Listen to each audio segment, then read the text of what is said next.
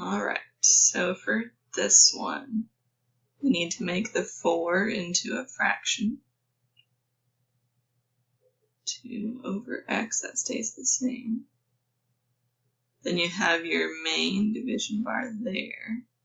And then x over 3 plus 1 over 6.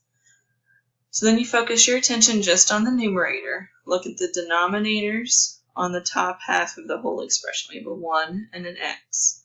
In order to make them match, we need to multiply this fraction by x over x. So x times 1 makes x, and this one's already x. So that makes the top 4x plus 2, and the whole thing is over that single x. So you'd have 4x over x plus 2 over x, then you could put them together as a single expression. And then again, that main fraction bar. Now we're going to do the same thing on the bottom. We need to make the 3 and the 6 match. So in order to make that happen, I'm going to multiply this fraction by 2 over 2. Makes 2x over 6. So I'm going to put the 2x plus 1 all together.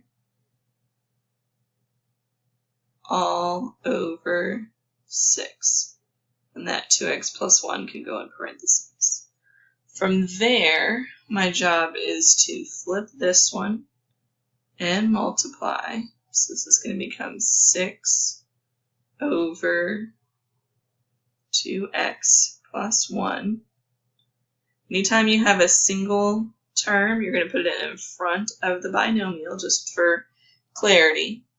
So you should have 6 times 4x plus 2 over x times 2x plus 1. And normally you'd be finished. Your job at this point is just scan the problem, see if there's anything else you can do. And your eye should be drawn to this expression, 4x plus 2. You can take out a 2, and then you'll be left with 2x plus 1. Now this 2 and this 6 are right next to each other. There's no adding or subtracting or dividing. So its multiplication is implied because we take the 2 out. The 6 was already out there. This is multiplication, so when we take out the 2, it's still multiplication. I think that's what you had a question over. So this 6 multiplies with this 2 because this is a GCF and this was already out there. So that makes 12 over 2x plus, times 2x plus 1 over, the bottom stays the same, x over 2x plus 1. And that makes those terms match. So I'm going to cancel them out or divide them out, which is where we get the 12 over x. But anytime you already have a value in front of a binomial, in front of an expression, and you take out a GCF, you always multiply them together. That's the operation that's implied. Hopefully that helps.